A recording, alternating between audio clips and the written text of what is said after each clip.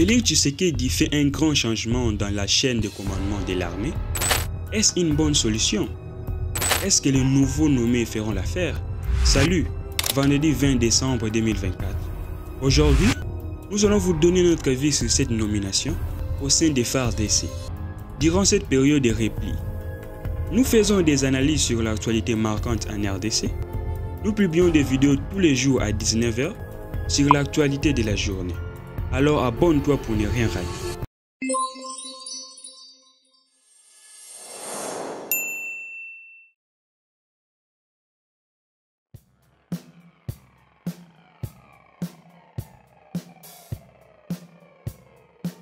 Nous n'allons pas tarder sur cette information parce que vous l'avez sûrement vu passer sur la chaîne nationale.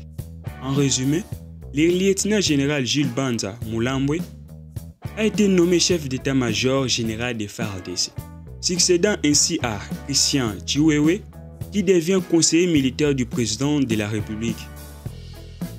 Le général-major Christian Diawel, précédemment à la tête de l'ex-DEMIAP, prend désormais le poste de chef d'état-major général des forces terrestres. Pour la zone tendue de l'Est, le président Tshisekedi nomme le général Pacifique Massunzu, fils de la région, pour sa maîtrise des acteurs en conflit et son expérience dans les opérations dans la région. La vidéo de la nomination sera sûrement dans la description.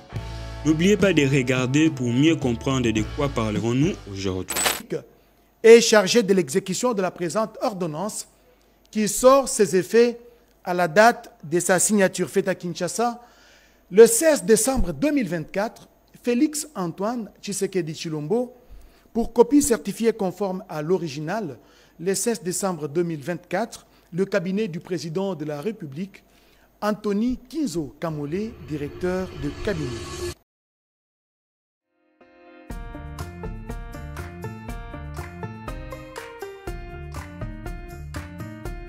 Qui est Jules Banza Mulambwe?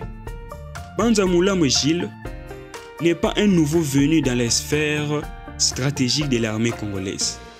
En octobre 2022, il a été nommé chef de la maison militaire adjoint du président Félix Antoine Tshisekedi, en charge des opérations et des renseignements. Cette promotion a été officialisée par une ordonnance présidentielle lue le 3 octobre 2022 sur la chaîne nationale.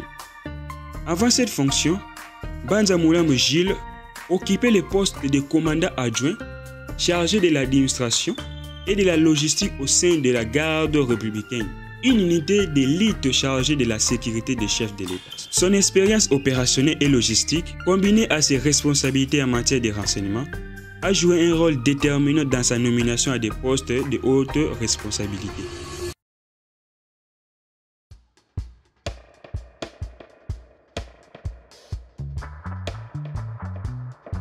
Nous allons nous poser cette question. Pourquoi ces changements en ce juste moment? Il y a deux explications. Premièrement, le manque de résultats de l'équipe précédente. Je m'explique. Les forces des armées congolaises peinent à obtenir de bons résultats, surtout sur le front de l'Est du Congo. Pourtant, les dépenses militaires en RDC ont quadruplé entre 2022 et 2024. Mais tous ces investissements massifs ne semblent pas se traduire par des améliorations concrètes. Malgré un budget croissant, l'équipement de troupes reste médiocre, la logistique insuffisante et les stratégies militaires souvent défaillantes. Ces changements de figure peuvent insuffler un nouveau vent. Les groupes rebelles du M23 deviennent de plus en plus forts. Le président Félix a vu la nécessité de nommer Pacifique Massunzu un touch pour sa capacité à reconnaître le terrain. Sa zone de travail comprend les provinces du Maniema, Nord Kivu en rébellion avec le M23, le Sud Kivu en rébellion avec le M23, les Bawele, Chopo, Ouele et Ituri qui est encore en rébellion avec plusieurs troupes armées dont l'AFC de Corneille Nangaa. Le général a une grande responsabilité et des grands défis à relever. Que le chef de l'État lui fasse confiance sur un axe aussi troublé n'est pas une chose facile. Le président sait que parmi les rebelles du M23, certains collaborent également avec l'armée régulière. Faire ce genre de changement pourrait aider à limiter les infiltrations ou de prolongation du pouvoir informel. Selon d'autres sources, le général Masunzu a été accusé par la MONUSCO d'avoir collaboré avec des FDLR en leur fournissant des armes et des munitions. Le général Masunzu, avec un début militaire dans les rangs des FPR, Front Patriotique Rwandais, en passant par l'AFDEL et les RCD Goma, ce général possède une expérience militaire accrue. Auteur de plusieurs insurrections contre ses anciens employés, il avait mutiné contre les RCD car il était en désaccord avec ses militaires rwandais. C'est ainsi qu'il créa sa propre milice dans les hauts plateaux du Vira et s'allia au Mai Mai pour combattre les RCD. Depuis son intégration dans l'armée régulière, il a obtenu plusieurs promotions. C'est un homme de terrain, avec de nombreux combats à son actif. Tout au long de sa carrière, il a affiché une certaine opposition au Rwanda, comme lorsqu'il a quitté les RCD à cause des désaccords militaires.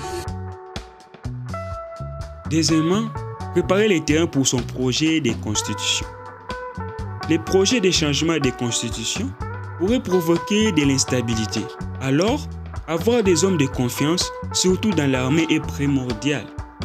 Dans plusieurs pays d'Afrique, en cas d'instabilité, c'est toujours l'armée qui prend les devants. Dans les jours à venir, nous pourrons voir d'autres changements, notamment au sein de la Cour constitutionnelle. Tout cela semble lié. Le président Félix souhaite probablement placer les hommes de confiance à des postes stratégiques, comme l'ANER, l'armée, également le gouvernement, pour assurer son plan de la révision constitutionnelle.